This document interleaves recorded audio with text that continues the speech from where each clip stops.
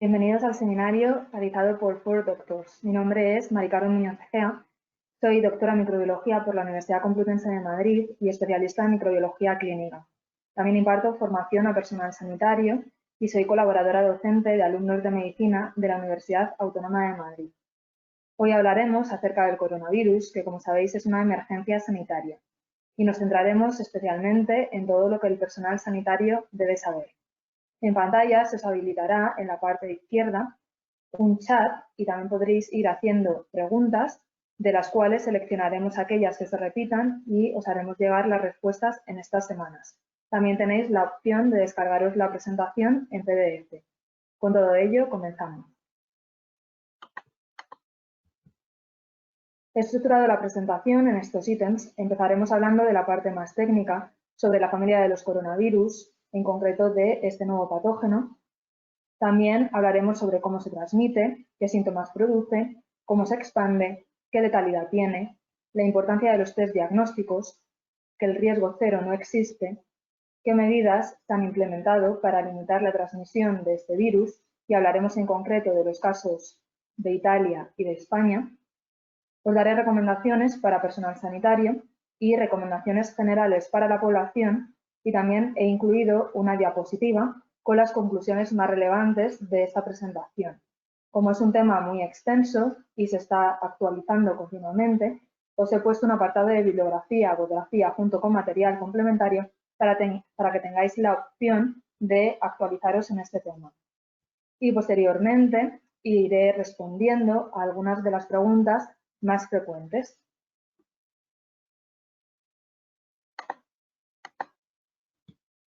En esta primera diapositiva podemos ver una línea temporal muy sencilla que he hecho para ver desde que se comenzaron los primeros casos de neumonía en Wuhan hasta la declaración de pandemia por parte de la OMS.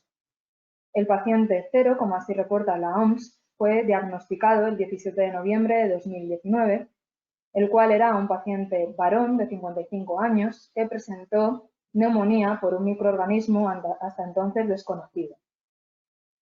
El 1 de enero, las autoridades chinas decidieron cerrar el mercado de Wuhan, ya que era considerado el foco de este brote. El 3 de enero se notificaron de forma oficial a la OMS los primeros casos de neumonía y el 7 de enero ya se identificó como SARS-CoV-2. Luego veremos por qué recibe este nombre. El 10 de enero ya teníamos la secuencia de SARS-CoV-2 y eso nos permitió, 72 horas después, tener los test diagnósticos. El 20 de enero se confirmó que la transmisión era humana y se transmitía con muchísima facilidad, como posteriormente se confirmó también. El 23 de enero, las autoridades chinas decidieron cerrar Wuhan y el 30 de enero, la OMS lo declaró como una emergencia sanitaria internacional, o FAKE por sus siglas en inglés, y se denominó a la enfermedad producida por este nuevo coronavirus COVID-19. Estas siglas le vienen de Coronavirus Disease 2019 por el año en el que se aisló este nuevo coronavirus. Aquí quería hacer un inciso para deciros qué considera emergencia sanitaria internacional la OMS. Se trata de una declaración formal de un evento extraordinario que se determina que constituye un riesgo para la salud pública de otros estados a través de la propagación internacional de la enfermedad y que potencialmente requiere una respuesta internacional coordinada y de acción inmediata, y se formula cuando surge una situación que se considera grave, repentina, inusual o inesperada y que conlleva implicaciones para la salud pública más allá de la frontera nacional del estado afectado. En resumen, en enero tendríamos el virus concentrado en China, con un goteo de casos fuera de China, principalmente por viajes realizados en avión, y a finales de enero ya teníamos reportados 10.000 casos en China y 129 casos fuera de China. El mes de febrero surgieron brotes en Corea del Sur y en otros países como Italia, Alemania y España. Y el 19 de febrero ya tendríamos la estructura no completa, pero sí de la parte más importante, como es la envuelta de SARS-CoV-2. Y es el 11 de marzo de este año cuando la OMS declara la pandemia. Como resumen, en esta diapositiva podéis ver las emergencias de salud pública de carácter internacional que han sido declaradas por la OMS desde 2009. Tendríamos la pandemia de gripe H1N1, la declaración de poliomielitis, el brote de ébola en África Occidental, la epidemia del virus Zika, la epidemia de ébola en la República Democrática del Congo y la epidemia de neumonía por coronavirus de Wuhan. Este es un mapamundi que he sacado del CDC, del Centers of Disease Control de Atlanta, de este mes de marzo de 2020. Y con pandemia, la OMS lo que denomina pandemia es a la enfermedad epidémica que se extiende en varios países del mundo de manera simultánea. La última semana de marzo, en Estados Unidos ya reportan más casos confirmados de coronavirus del mundo por delante de China e Italia. Así que la mayor mortalidad la presentan Italia y España por delante de China. Señalaros que nunca antes habíamos visto una pandemia causada por un coronavirus y esta es la primera pandemia de este tipo. Y desde la OMS ha hecho una llamada a que los gobiernos tomen medidas urgentes y agresivas para combatir el brote. Esta figura que he obtenido de una publicación de Lu y colaboradores, que os dejo en la parte de la bibliografía, es de la revista Lancet de este año y la verdad que os recomiendo leer porque está muy bien. Aquí es simplemente para señalaros que rápidamente se vio que era un nuevo tipo de coronavirus que pertenece al subgénero de los SARS-CoV-virus y vieron que eran distintos al SARS y también distinto al MERS. Y era muy parecido a un virus que se había identificado en algunos murciélagos, con el cual comparte una homología de más del 90% y seguramente esta es una clave del origen del reservorio. Aquí os he dejado como resumen que por su similitud genética con el coronavirus que produce el SARS ha hecho que se pase a denominar SARS-CoV-2 y COVID-19 a la enfermedad producida por el mismo. Para ponernos en situación, vamos a hablar en general sobre la familia de los coronavirus. Os he puesto, para comenzar esta parte de la presentación, esta imagen de microscopía electrónica que he obtenido del CDC del Dr. Fred, en la que se puede observar esta glicoproteína S, que detallaremos posteriormente, que al ser una proteína exterior espinosa, destaca porque le da este aspecto de corona y de ahí el nombre de coronavirus.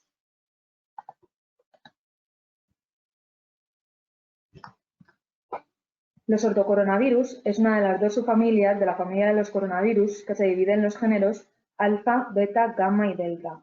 Incluye genogrupos filogenéticamente similares. Os he destacado aquellos que producen una enfermedad respiratoria leve o moderada que están en negro y los 3 que producen una patología más grave, como podéis ver en rojo. De esta forma, tendríamos al SARS-CoV y SARS-CoV-2 que tendrían su origen geográfico en China y el MERS tendría su origen en Arabia Saudí. En esta diapositiva se ve la taxonomía viral. Deciros que estos pertenecen al orden de los nidovirales y, como hemos visto, se clasifican en 4 géneros. Tendríamos al género alfa, beta, gamma y delta.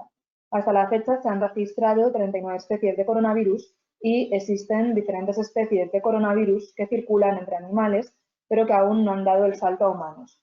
Los 2 primeros, el alfa y el beta, pueden infectar al ser humano y provienen del pool genético que tienen los murciélagos como huésped. El género alfa incluye como integrantes más representativos a los coronavirus humanos 229E y NL63 y en los betas englobarían el SARS, el MERS y el nuevo coronavirus con una distribución mundial. El género gamma incluye los coronavirus aviares y grandes mamíferos marinos y por último el género delta afectaría principalmente a las aves. Esta diapositiva os la he puesto como resumen de todos los coronavirus que se han ido diagnosticando desde los años 60. En el recuadrito azul podemos ver aquellos que producen una patología más leve y, por lo tanto, en los años 60 se describen por primera vez coronavirus en cavidades nasales de pacientes con resfriado común. Estos que os he señalado producen infecciones leves del tracto respiratorio superior y solo en casos raros pueden provocar infecciones graves en población pediátrica y adultos de edad avanzada.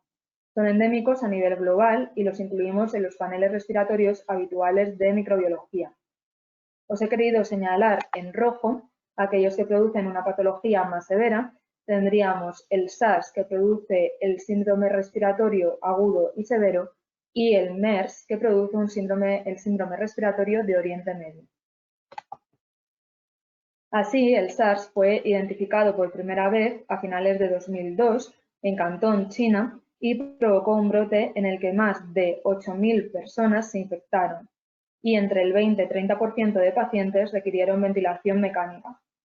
La enfermedad se propagó en países de Norteamérica, América del Sur, Europa y Asia antes de que se pudiera contener el brote. Se originó a partir de la transmisión de una especie de gato del sudeste asiático, conocido como gato civeta. Sin embargo, pueden existir otras especies de animales, principalmente murciélagos y mapaches, que albergan el virus. El síndrome agudo respiratorio severo originó una mortalidad aproximada de un 10% y el brote quedó cerrado en 2004, es decir, que desde 2004 no se han reportado más casos de SARS. Y con respecto al MERS, deciros que, como hemos visto, el MERS se originó en Arabia Saudí en 2012 y rápidamente se extendió a varios países, notificándose en el continente asiático, africano, europeo y americano, con una mortalidad muy elevada, por encima del 30%, y prácticamente todos los casos se han dado en Arabia Saudí y está relacionada con la exposición a camellos, y el brote aún continúa activo. Y señalaros que el nuevo coronavirus, SARS-CoV-2, hasta finales de marzo se han reportado más de 500.000 casos y una alta mortalidad. Y en la bibliografía, como os dije, os he incluido varias páginas para que podáis ir actualizando estos datos. Los coronavirus son virus ARN y señalaros que los virus ARN son frecuentemente la causa de estas infecciones emergentes, estas diseminaciones, estas alertas sanitarias. Y eso se debe a muchos factores, pero principalmente a que presentan un tamaño de genoma muy pequeño, como podéis ver en este gráfico, en comparación con otros virus de ADN, y también tienen unas tasas de mutación o replicación muy altas. Me gustaría señalaros que estos virus son zoonóticos, esto es, que pueden transmitirse entre animales y humanos, y hay coronavirus en gran diversidad de animales. De hecho, la infección por coronavirus en animales se da particularmente en ganado bovino, en ganado porcino, en animales de compañía y en murciélagos. En la infección en mamíferos, los coronavirus infectan fundamentalmente células del tracto respiratorio y del tracto gastrointestinal. Así, estos al infectarse pueden presentar diarrea y, de modo especial, las aves desarrollan compromiso respiratorio semejante a una bronquitis. Los coronavirus, singularmente los del tipo beta, que como hemos visto pertenece a nuestro coronavirus, a este nuevo coronavirus, podrían amplificar el virus y propagarlo a través de las secreciones y de las heces. También me gustaría señalaros que estos virus de ARN son fáciles de mutar y se cometen errores en la replicación, lo cual genera un mayor nivel de diversidad y existe la posibilidad de una rápida adaptación a distintos huéspedes animales, siendo más fácil que se produzca en estos agentes el salto interespecie. Hasta el momento, los datos plantean que los murciélagos son la causa inicial del brote actual de COVID-19, que se originó en un gran mercado de animales y mariscos de Wuhan. También me gustaría señalaros que el salto del virus del murciélago al hombre podría haber sido directo, pero en general estos coronavirus, como ya vimos con el virus del SARS y del MERS, suelen necesitar un huésped intermediario. Y con el nuevo virus aún no se sabe cuál es este hospedador intermediario.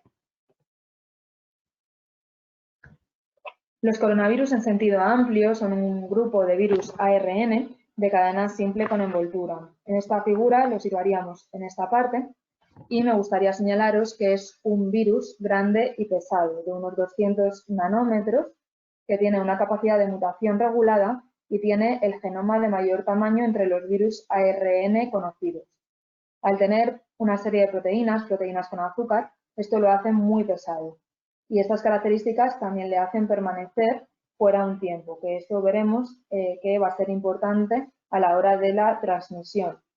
Los virus, como sabéis, en este caso, aunque sea un virus grande y pesado, aún así podría compararse con la bacteria más pequeña que conocemos, ya que una bacteria promedio tiene un tamaño de 1 micrómetro. También me gustaría señalaros que, a diferencia de los virus ADN, o sea, los virus ADN insertan el ácido nucleico en la célula huésped, haciendo que se integre directamente en su genoma. Entonces, con respecto a los virus ARN, no permanecen por siempre en el cuerpo y puedo desarrollar inmunidad porque desarrollo anticuerpos contra el coronavirus, ofreciendo una ventaja epidemiológica. De esta forma, en Estados Unidos, la farmacéutica Grifols y la FDA están recogiendo plasma de pacientes que han superado la enfermedad para producir inmunoglobulinas anti-COVID-19, como ya se hizo en anteriores casos como SARS o MERS, aunque todavía no sabemos si va a funcionar. Los virus ADN, como por ejemplo el virus herpes o el virus que causa la varicela, pueden rebrotar y producir un zoster porque permanecen toda la vida en nuestro cuerpo. Es un virus de ácido ribonucleico de una sola cadena que gira en sentido positivo, tiene una polaridad positiva y por ello decimos que gira en sentido de las agujas del reloj. En la envoltura viral me gustaría señalaros que tenemos 3 estructuras proteicas importantes. Señalaros que este virus presenta la proteína M de membrana, la proteína E, cuya función principal es el ensamblaje viral, y tendríamos la proteína de superficie S spike, que se consideraría la espinosa, que es la llave que usa el virus para reconocer las células de la mucosa respiratoria y producir neumonía. Y esa llave se disuelve con jabón. Por eso señalaremos posteriormente que el mejor antiséptico es el jabón. Es ciertamente voluminoso, como os he comentado, y produce estas imágenes en microscopía electrónica tan características, que le dan este aspecto de corona y, como hemos dicho, de ahí el nombre de coronavirus. Se transmite fundamentalmente por gotas de pequeño tamaño que pesan mucho y se depositan en los objetos. Remarcaros que no es una transmisión aérea, sino que se transmite por gotas y lo fundamental aquí es la higiene de manos e intentar no desplazarse en grupo. Este virus a 1,20 m o a 1,50 m cae porque es pesado, entonces no penetra por la piel, pero sí por las mucosas. Entonces, si toco algo en zonas donde circula el virus, hay que lavarse bien las manos. Esta imagen os la he puesto porque es muy visual y se ve perfectamente la duración de este nuevo coronavirus en las distintas superficies.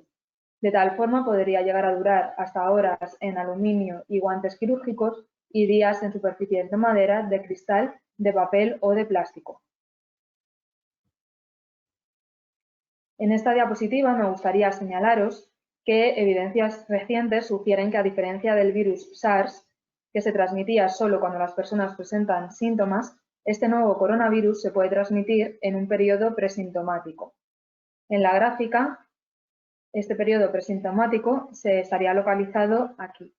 Entonces, se puede transmitir en un porcentaje considerable de la población, lo que dificulta considerablemente la vigilancia epidemiológica y las medidas de contención.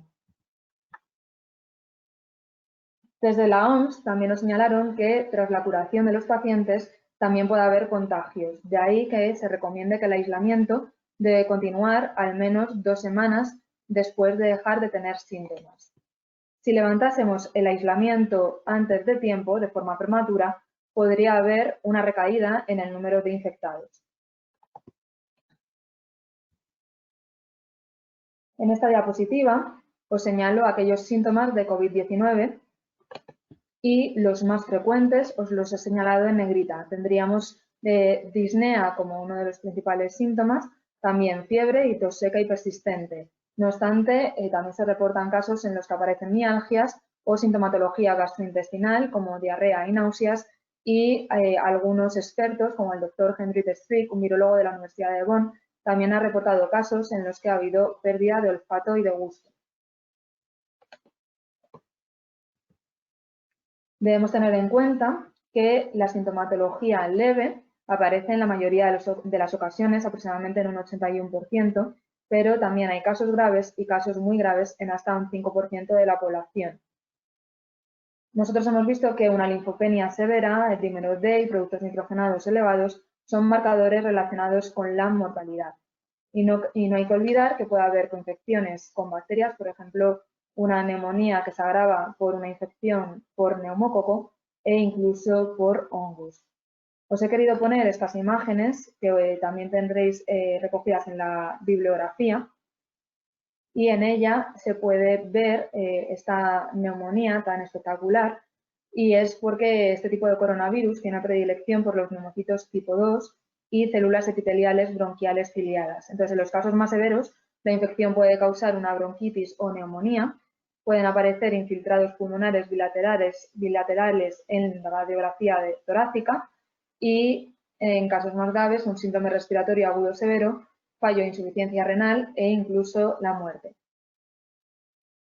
Y señalaros también que en la fase presintomática ya pueden aparecer signos radiológicos.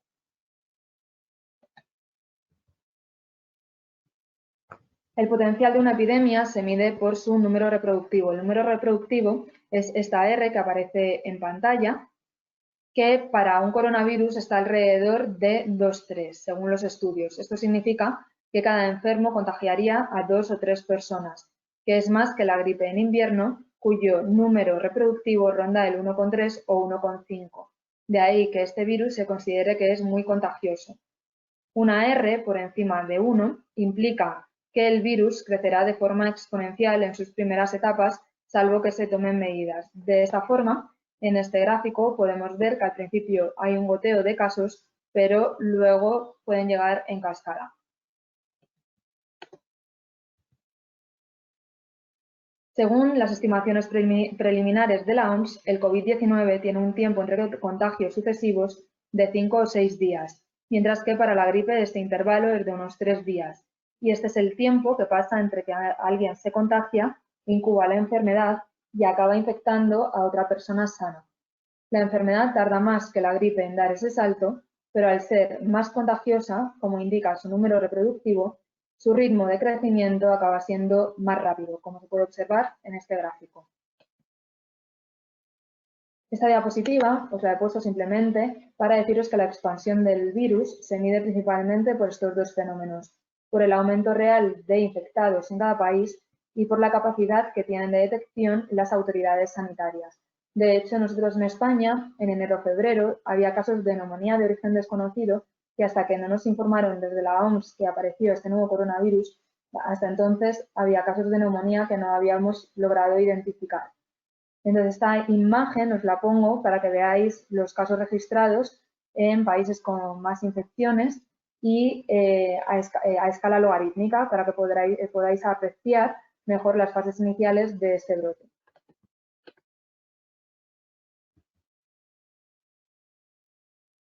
La letalidad del virus parece considerable. Han muerto aproximadamente un 3-4% de las personas que sabemos que han contraído la enfermedad, según la OMS, pero me gustaría hacer un inciso, dado que este cálculo en realidad es una medida imprecisa de la verdadera letalidad, que seguramente será inferior. Esto es porque hay personas que enferman de COVID-19 que tienen una sintomatología leve y que si se detectasen bajaría la letalidad, y es lo que sugieren las cifras de Corea del Sur, que está haciendo más pruebas que otros países y reporta una mortalidad de aproximadamente un 0,6%. También me gustaría señalaros que no es una gripe. Parece más contagiosa y más letal que la gripe. Y luego añade otro problema, que es la falta de inmunidad. Este virus va a afectar a mucha más gente que la gripe estacional, lo cual hace que incluso si se tiene la misma letalidad que la gripe, los casos absolutos serán mucho mayores y eso va a suponer un reto al sistema hospitalario. También me gustaría señalaros, como vemos aquí en la diapositiva, que las tasas de mortalidad son mayores en pacientes mayores de 80 años y aquellos que tienen comorbilidades como enfermedades cardiovasculares, diabetes u otras. En esta diapositiva es simplemente para deciros que también China reportó una mayor mortalidad en hombres que en mujeres. Y esto puede ser porque la enfermedad, como hemos visto, afecta a grupos de riesgo como aquellos pacientes que tienen hipertensión o patologías respiratorias previas o diabéticos, y ello afecta más a varones que a mujeres. Por lo tanto, es normal que sufran más letalidad. En esta diapositiva os presento datos de salud del New York Times con una letalidad comparada. De esta forma, la letalidad en vertical en escala logarítmica y en horizontal podemos ver la capacidad de contagio o número reproductor. Por lo tanto, podríamos ver a la derecha de este gráfico que el sarampión sería muy contagioso y con menor mortalidad que, por ejemplo, el MERS o el ébola. Y el COVID se mueve en este cuadrado rojo que vemos en pantalla y ahora mismo no se puede estimar qué mortalidad tendrá, pero sí se cree que será mucho mayor que la gripe estacional normal, que ronda aproximadamente un 0,1%. La OMS también nos señala que tenemos que hacer pruebas, es decir, tendríamos que detectar todos los casos leves, moderados y graves para medir lo que es la mortalidad real.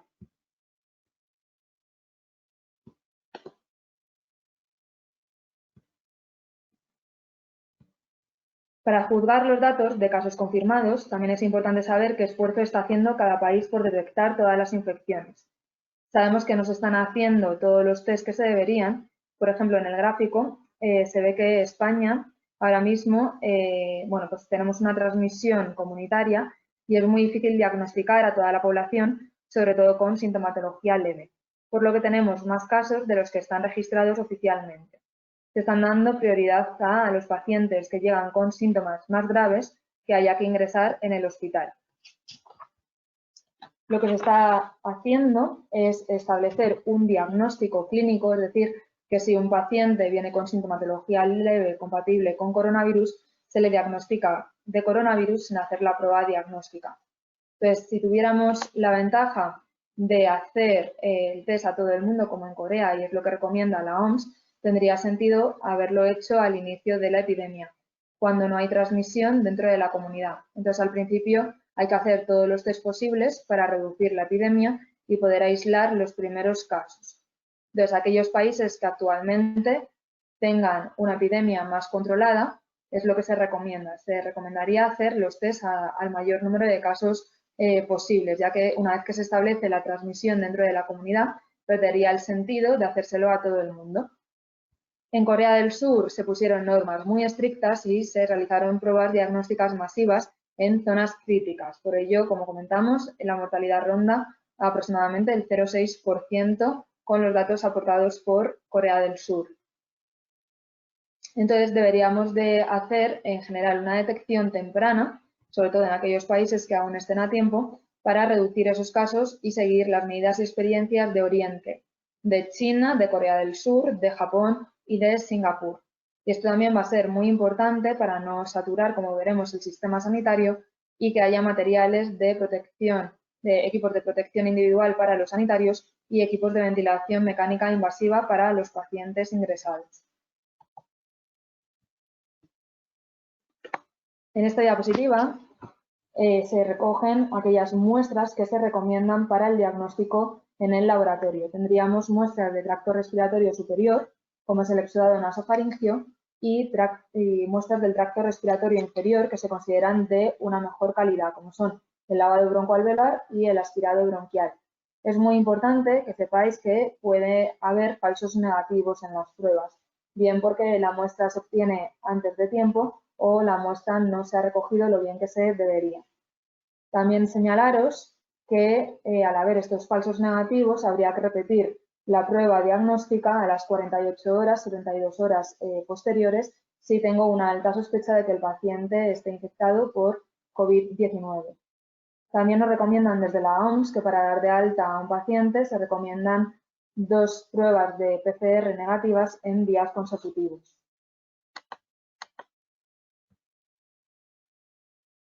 El diagnóstico que hacemos en el laboratorio es una prueba de biología molecular, una reacción en cadena de polimerasa o PCR, que lo que hacemos es transformar el ARN, el material genético del virus, en ADN y para ello empleamos oligonucleótidos y cebadores. También se están probando test rápidos que darían resultado en unos 10-15 minutos, que son test antigénicos. Esto a priori supone una ventaja, ya que actualmente las pruebas de PCR tardan aproximadamente de 3-4 horas. Sin embargo, por lo que hemos podido observar en España, los test rápidos no están cumpliendo las expectativas de sensibilidad que serían necesarias.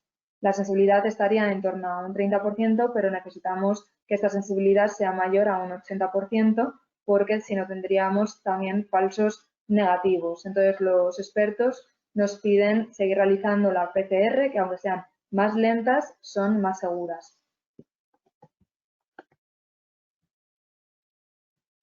Desde la OMS también nos señalan que el riesgo cero no existe, puesto que hay gente joven y sana, sin comorbilidades, que también pueden enfermar.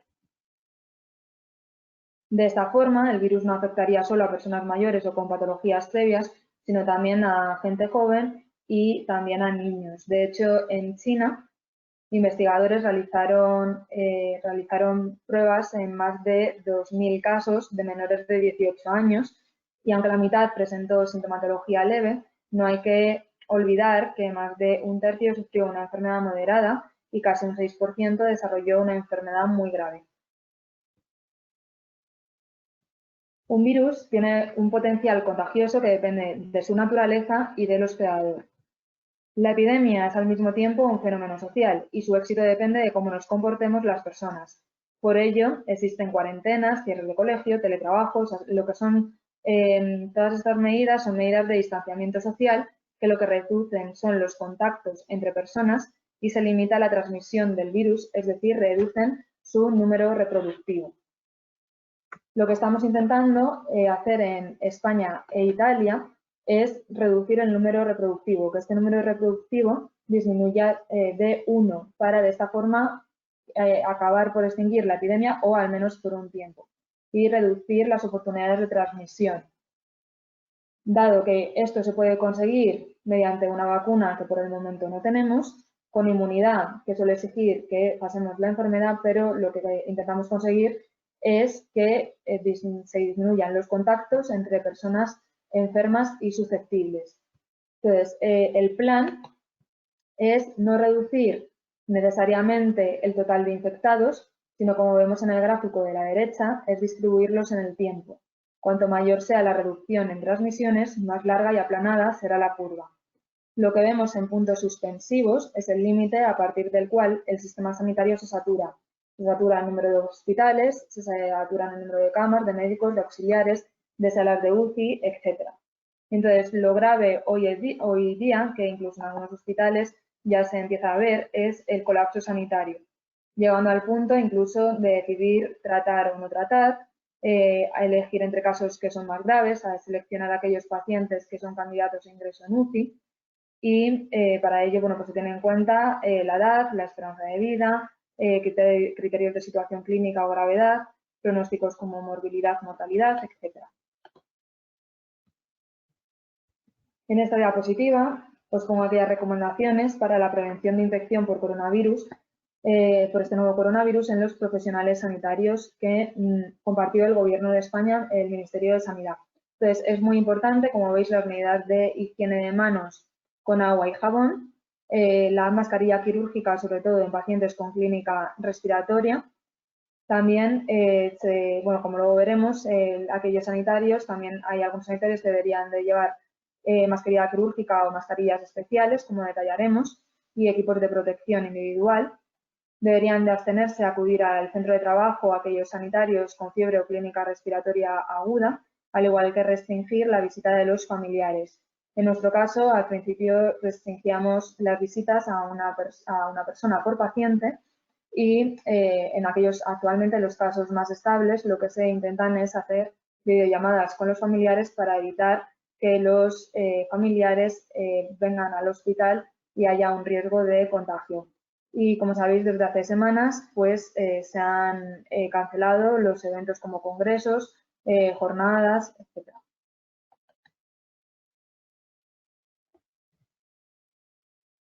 Aquí os muestro la manera correcta de retirarse los guantes de las manos sin riesgo de contagio.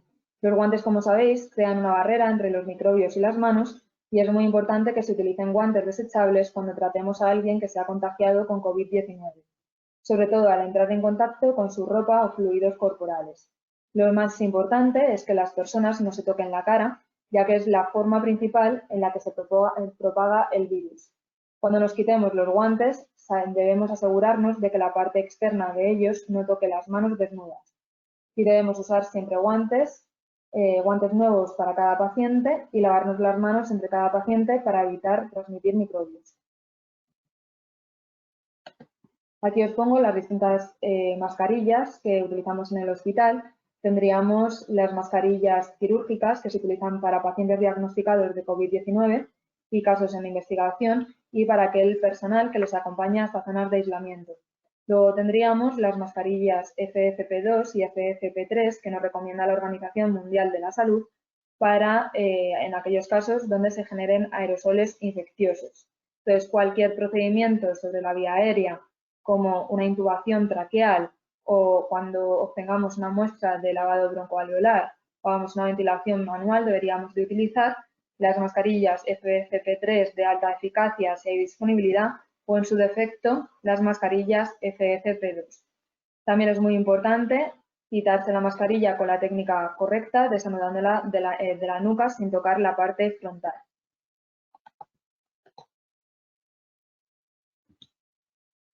Aquí vemos una imagen de un equipo de protección individual que constaría de mascarilla, de gorro desechable, de gafas que se limpiarían y se esterilizarían en cada uso, de bata impermeable y de guantes que cubrirían el puño y la parte de la manga de la bata.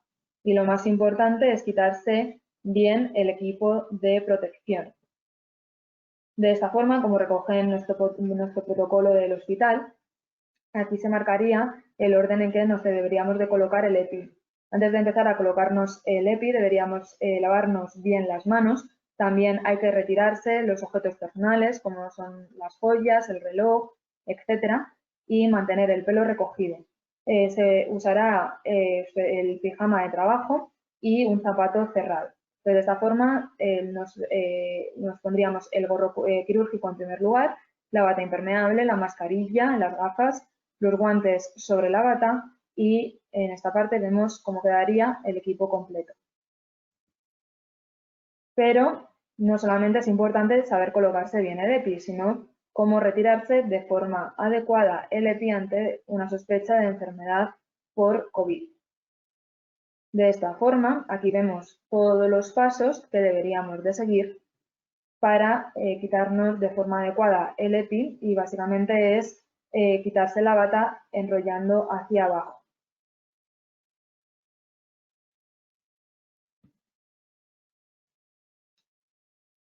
Y para terminar de quitarse el EPI, desde la nuca deberían de salir al mismo tiempo el gorro, las gafas y la mascarilla. No hay que olvidar, igual que antes de ponernos el EPI hay que lavarse las manos, después de quitarse el EPI también. Y lo que nos recomienda desde la OMS es hacer una limpieza de manos de unos 40-60 segundos. Respecto a las recomendaciones generales, desde la Comunidad de Madrid nos han puesto como guía una serie de recomendaciones. En primer lugar, deciros que el periodo de incubación de este nuevo coronavirus es de 5 o 14 días, por lo tanto, el tiempo del estado de salud puede variar a lo largo de este tiempo. Lo que hay que controlar es la sintomatología y para ello nos recomiendan desde la Comunidad de Madrid hacer una autoevaluación cada 12 horas. También es importante quedarse en casa, es importante restringir actividades fuera del hogar para evitar ser contagiado o extender el contagio. Por ello, se evitarán situaciones de hacinamiento y el uso de transporte público o viajes compartidos.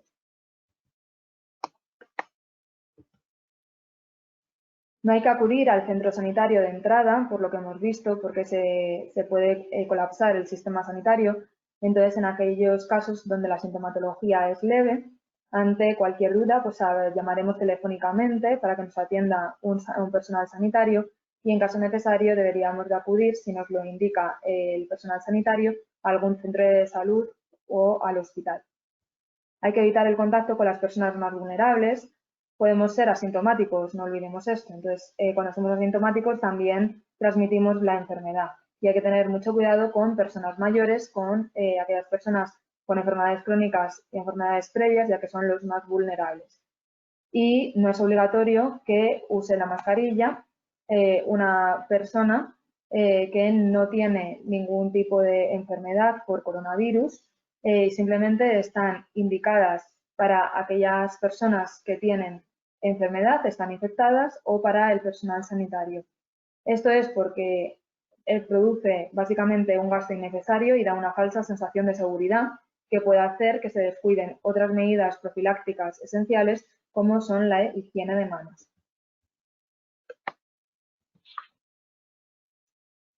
También nos recomiendan lavarse las manos con más frecuencia de lo habitual. Normalmente un mínimo de 20 segundos, de entre 20 y 50 segundos, especialmente pues, si estornudas, si toses o si preparas la comida. Y en todo caso, si no tengo a mano agua y jabón, lo que utilizaré es una solución de alcohol gel con un porcentaje de alcohol en un 60%.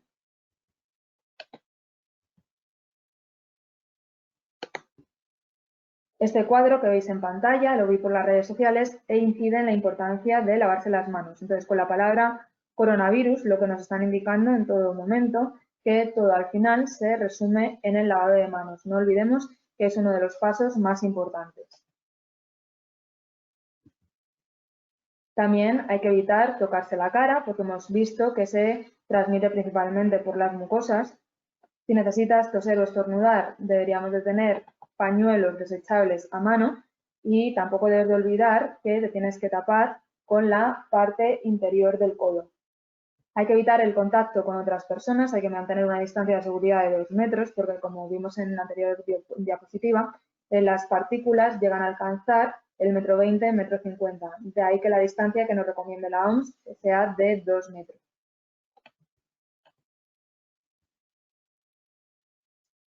Tenemos que mantener nuestro sistema inmunitario fuerte y por ello se recomienda descansar y beber agua para mantenernos hidratados y energéticos.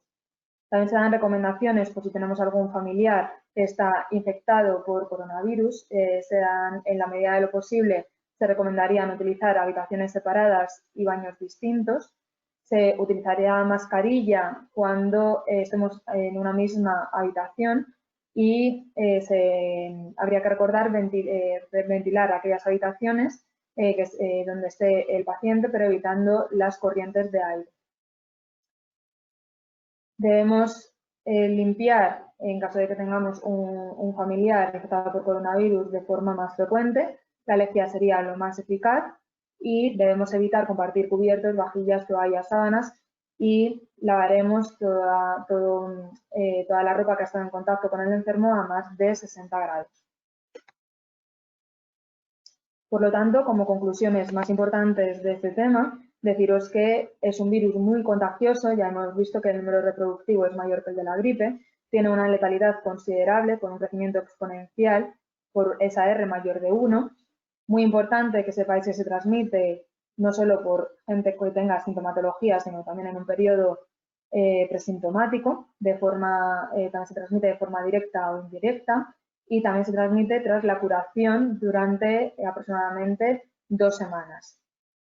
La falta de inmunidad hace que el aislamiento sea hoy por hoy la mejor vacuna. Señalaros que el riesgo cero no existe, como hemos visto, afecta a personas de cualquier edad. Se debería realizar todos los test diagnósticos posibles, sobre todo en un momento temprano de la epidemia, para poder aislar los primeros casos y reducir así la expansión de la epidemia.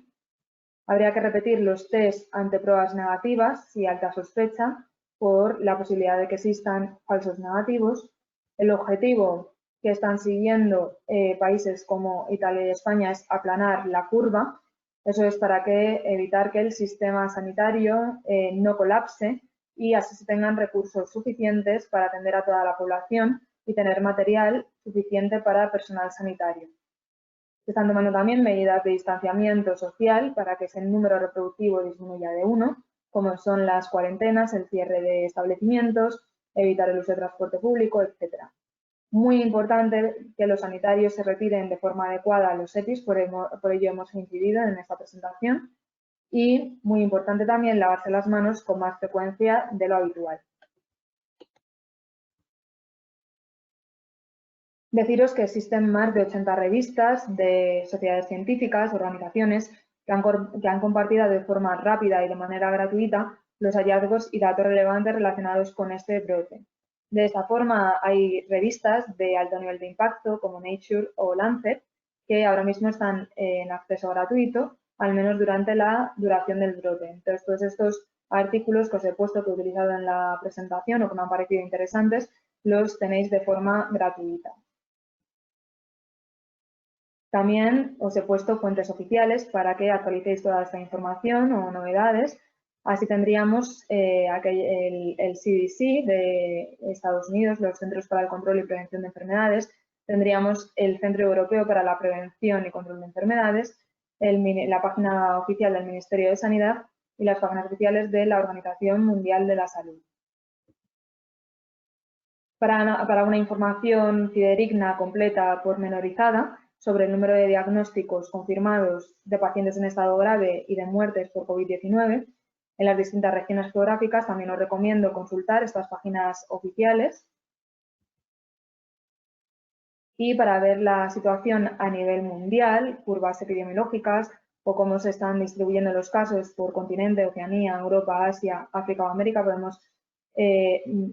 podemos utilizar esta web del ECDC, donde vemos gráficas, la verdad que están muy bien, como como este ejemplo que he sacado de esta página, de los casos reportados en China o fuera de China, pero tenéis numerosa información y numerosos gráficos para manteneros actualizados. Muchas gracias por vuestra atención. Hasta aquí terminaríamos lo que es la presentación de este seminario y a continuación vamos a intentar responder las preguntas más frecuentes. La primera pregunta que nos hacen es ¿qué hace que una persona joven y sana fallezca por culpa del coronavirus? Esto llama mucho la atención, el hecho de que una persona joven sin comorbilidades pueda fallecer. Se dan diferentes causas, ¿vale? La primera de ellas seguramente sea por la exposición a la carga viral, especialmente del personal sanitario. Ya hemos visto ejemplos de personal sanitario en China, en Italia o en España que han fallecido por este nuevo coronavirus y eso sea probablemente porque se han expuesto a una carga viral muy alta. También es importante la forma de exposición, es decir, que si no me coloco de forma adecuada el EPI, puedo infectarme. Entonces, si estoy continuamente viendo casos de pacientes infectados por coronavirus y me tengo que poner el EPI, tengo que tener mucho cuidado a la hora de retirármelo y de ponérmelo para evitar autocontagiarme. También es muy importante la predisposición genética. Haya alguna flaqueza del sistema inmunitario que hubiera pasado inadvertida, como alguna deficiencia inmunológica hereditaria de la que ni siquiera somos conscientes, como u otras comorbilidades como asma, anemia de células falciformes u otras patologías. Según señalan los expertos, más que las causas, lo que hay que hablar es de probabilidades. Es decir, si se infecta mucha gente, si yo, aunque esté en periodo asintomático, voy transmitiendo la infección a otras personas y esa curva se hace cada vez más acusada, lo que consigo es que al haber más gente contagiada, hay más probabilidad de que se contagie, de que me llegue a contagiar. Entonces, aunque la probabilidad sea baja en general, esto es como el gordo de la lotería. Si se infecta mucha gente, pues al final puede que me toque a mí. Entonces, todavía no conocemos los factores de riesgo asociados. Tenemos clarísimo que la edad es uno muy importante, así como la fragilidad de una persona, que es difícil de definir, pero que abarca muchos factores. No olvidemos que, aunque se hayan reportado casos de gente joven y sana por este nuevo coronavirus, también la gripe de forma ocasional produce muerte en gente joven y sana. Otra de las preguntas que nos hace es en personas asmáticas que suelen tener dolor de cabeza y tos, ¿cómo sabemos si está contagiada? ¿Cómo diferenciar estos síntomas del coronavirus? Pues la sintomatología de cefalea y tos habitual que presentan personas asmáticas cambian ante la aparición de infección por coronavirus. Entonces, en estos casos se ve que la tos es más productiva, es más abundante, puede aparecer rinorrea, puede aparecer fiebre y fundamentalmente hay que estar atentos ante la aparición de una sintomatología nueva. Otra pregunta que nos hacen es, ¿existe un tratamiento para el COVID-19? Actualmente no existe tratamiento específico, se están empleando algunos antivirales que han demostrado cierta eficacia en estudios recientes. Sí existen tratamientos para controlar la sintomatología, como pueden ser el paracetamol para el control de la fiebre. Y lo que me gustaría recordar es que al ser una infección causada por un virus, de entrada los antibióticos no se deberían de usar como medio de prevención o tratamiento. De hecho, el tratamiento antibiótico empírico no está recomendado de inicio, salvo si es para tratar un cuadro respiratorio grave en el que no pueda descartarse otra etiología, o si existe sepsis asociada, o si se sospecha sobre infección bacteriana, ya sea en función de la clínica, de la analítica o de resultados microbiológicos. ¿Cuál prevé que sea la evolución natural de este microorganismo? Pues en principio hay que ver lo que va pasando. Lo que estamos viendo actualmente es una epidemia en tiempo real y es muy difícil de predecir lo que va a ocurrir. Incluso esperábamos que el número de contagiados fuera un poquito menor y estamos viendo que el virus ha sido capaz de infectar a un número muy alto de la población. Entonces, lo que va a ocurrir en un futuro, de momento no lo podemos saber. ¿Puede desaparecer con la llegada del calor? Esta es una pregunta que es muy frecuente, pero no podemos, en la fecha actual, no podemos saber exactamente cómo se va a comportar el virus a escala global en cuanto a la estacionalidad, cómo se va a comportar en el hemisferio sur o si va a llegar con la llegada del otoño. Como hemos visto, es un coronavirus, entonces como el resto de los coronavirus, lo suyo es que con la llegada del invierno, con el invierno los casos aumenten y con la subida de temperaturas y con los rayos ultravioleta los casos disminuyan, pero no lo podemos saber en fecha actual. Esperemos que se comporte de la misma manera que lo hacen los coronavirus habituales, como son los que producen resfriado de forma habitual, pero hasta que no llegue el verano, pues no sabemos cómo se va a comportar este nuevo coronavirus. ¿Cuáles son las previsiones en cuanto a disponer de vacuna?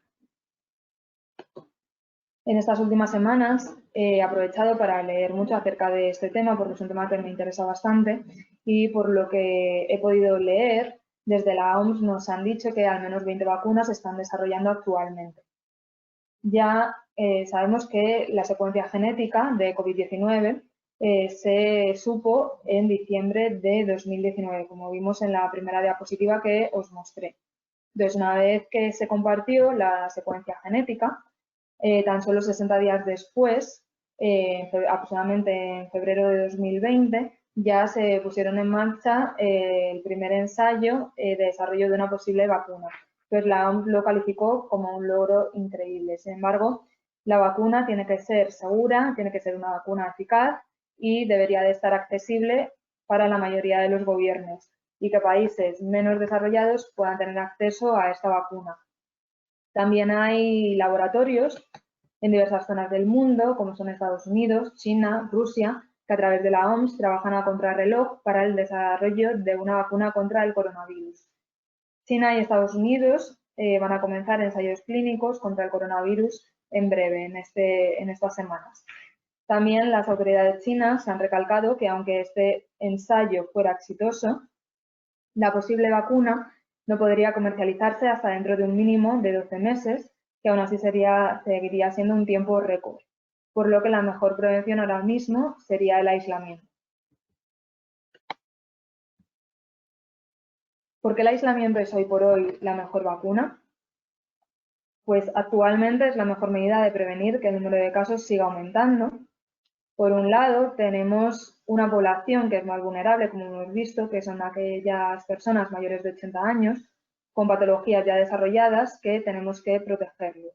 Entonces, ahora mismo, toda la sociedad tenemos que funcionar como un equipo y evitar que haya más contagiados. Entonces, la forma de evitarlo es que todos nos quedemos actualmente en casa, porque si uno de nosotros está contagiado, si salimos a la calle, si interactuamos con otras personas, esas personas corren el riesgo de infectarse.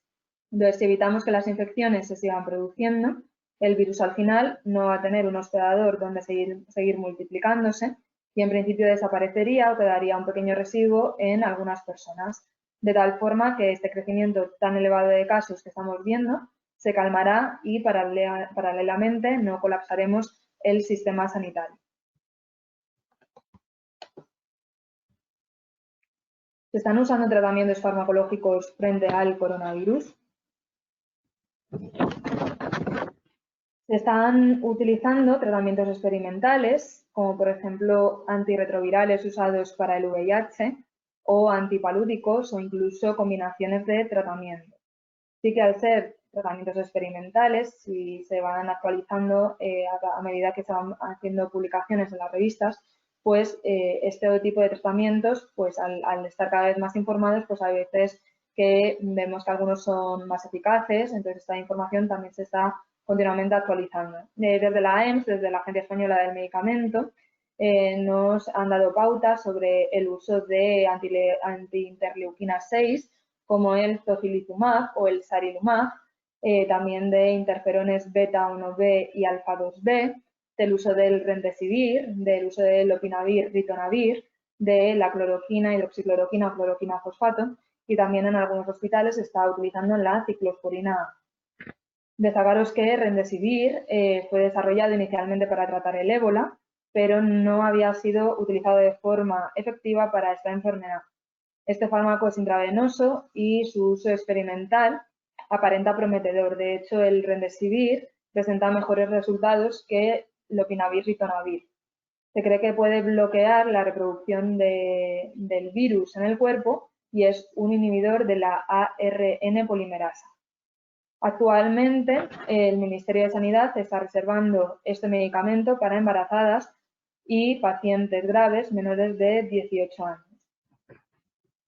También se ha visto que combinaciones de lopinavir-ritonavir e interferón beta se demostraron prometedores, sobre todo porque cuando se usó frente al MERS en modelos animales, y también se han utilizado combinaciones con antipalúdicos. Los antipalúdicos parece que tienen eficacia cuando se combinan con fármacos antivirales y en algunos casos se ha demostrado que acorta el tiempo de estancia en el hospital, siendo el mecanismo de acción posiblemente el antiinflamatorio. Entonces, actualmente existen ensayos del uso de una combinación de antipalúdico con remdesivir, en concreto el antipalúdico más utilizado es la cloroquina.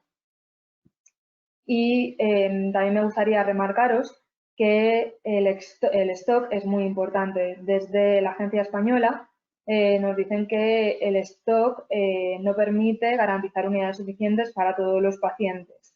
Entonces, ello hace necesario llevar a cabo una distribución de una forma equilibrada. Por ello, tenemos que restringir el uso de estos fármacos a determinados pacientes en función de una serie de criterios basados en la experiencia clínica, como por ejemplo una neumonía intersticial con insuficiencia respiratoria grave o un empeoramiento rápido respiratorio que necesita ventilación o una presencia de fallo orgánico extrapulmonar o criterios de respuesta inflamatoria sistémica grave o elevados niveles de interleuquina 6 o elevados niveles de dímeros D. Entonces, como os he comentado al principio, estas recomendaciones de tratamiento van modificándose según la evolución del conocimiento sobre los mismos.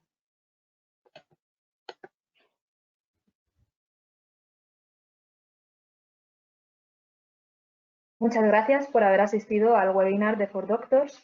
Espero que os haya servido de ayuda y recordad que podéis dejar vuestras preguntas. Un saludo.